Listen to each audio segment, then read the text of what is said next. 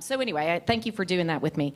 I want to introduce David Penn. He is the founder of a leading edge agency called Conquest. He is from over on the other side, so you'll notice his British accent. He has a background spanning both agency and client side and has published and presented groundbreaking work on implicit and explicit mind and emotional measurement. So I'm going to turn it over to David and see what he has to say. Thank you. All right, well, good afternoon. It's almost afternoon now. Great to be here in the digital sandbox. When I said to my mum, I'm going to New York, I'm going to be presenting in a place called the Digital Sandbox, she said, oh, that sounds lovely, dear. Is it a real sandbox?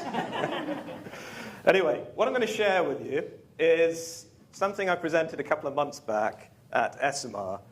It was a tough gig. It was in Nice on the Côte d'Azur, but you know, someone had to do it. That's it. And as you can see, it was well received. We were nominated for 3 awards, and we've also been nominated just recently for the Innovation in Research Methodology Award by the MRS. And it's called Why eBay Knows the Truth is Implicit. Our lips are sealed, or the other way around. Now, I'm just going to start with a quick question. Does anybody know who recorded Our Lips Are Sealed?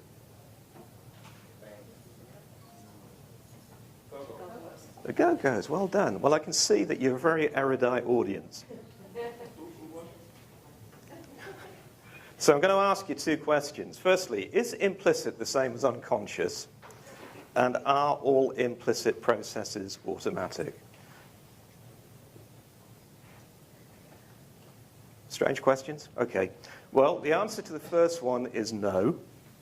And the answer to the second one is yes. Okay, because some implicit processes are automatic, but they are conscious. Okay? Now, an example is implicit or passive learning. If I said to you, what color is Coke? What's the answer? Red. What color is BP? What color is Pepsi? All right, well, my question then is, how do you know that? Did anyone ever tell you that? Did you have a lesson at school that taught you what color brands are?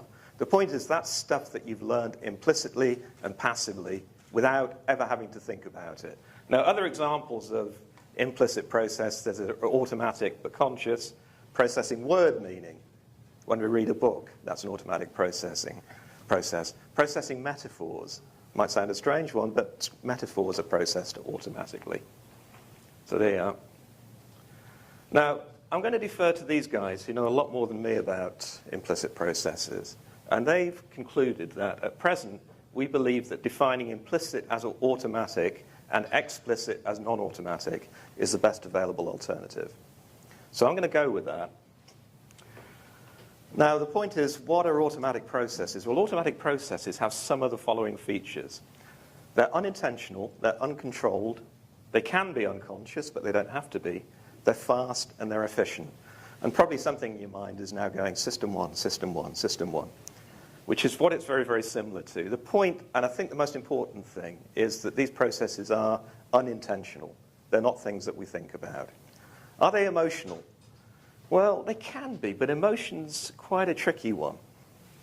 I think we've believed that emotion is a completely autonomous and automatic process, but in fact, what happens when we have emotion is it comes with a big fat chunk of cognition, normally. And I would direct you to read these guys' paper on this, where they conclude that affect and cognition are highly independent. Now, why does that matter? Well, I think it matters because we spend an awful lot of time trying to strip away cognition and get to the point where we've kind of isolated emotion. It's a difficult thing to do, and what are you left with when you get there? You're left with basically arousal. Master and Zoltman said in 2006, emotion without cognitive appraisal is just arousal. The point is, if you just measure physiological response, you're measuring a physiological reaction. You have to attach some meaning to it to make any sense of it. Okay. Now, what all that means is that we need an approach which reflects automatic associations rather than effortful, explicit processes. So a leopard or a cheetah, not a tortoise. I'm going to talk to you about an approach called automatics, for obvious reasons. And what we've done is we've combined two approaches to that. One is a metaphorical approach, and the second is an approach based on priming to measure implicit attitudes. So I'm going to talk about metaphor first. I'm going to quote Jerry Zaltman again. I'm a fully paid up member of the fan club, you can see. He said a while back that deep metaphors and emotions are siblings because they work hand in hand. It may be impossible to understand the latter without the former. A lot of people have used the metaphor today, journey. I've heard about 6 people talk about journey. But in no case did they talk about journey in a literal sense. I took a journey yesterday. I got on a plane in London, and I got off at New York. And I came here. But if you listen to someone on the X Factor, they'll say, I've been on this incredible journey. I started at the bottom of the mountain. I clambered to the top. And there I was, king of all I could see. Now I'm at the bottom of the mountain again in a deep ravine, looking up. What they're doing there is using journey in a totally different sense. It's a metaphorical sense. Now, you understand automatically what I'm talking about, but you also understand that what I'm doing is trying to express emotion and feeling. And I want to share some metaphors with you. I have a very warm relationship with her. I feel close to him. I jump for joy. You understand these automatically and instantly. And you know that in each case what I'm doing is trying to communicate some kind of emotion. These are what are called primary metaphors, and it comes from a discipline called cognitive linguistics. These are metaphors that are found in almost every language and culture throughout the world. And they're a basis for building a tool. And the way we've done it is that we start with an avatar. Respondents choose an avatar to represent themselves so they can project themselves into various metaphorical scenarios. Some are representative of closeness. There's one that's representative of excitement. We ask people basically to move their avatar to show us how they feel. It's a non-directive, non-verbal approach. Now, does it work? Well, when we use it, we get completely different results from doing standard conventional scales. So I'm showing you here the results of a huge validation study we did across 4 continents, where we looked at super brands and how people felt about them. Now, what you can see on the left, we use standard Likert scales, basically a slider scale approach, to measure brand proximity. And on the right, we use the metaphorics approach.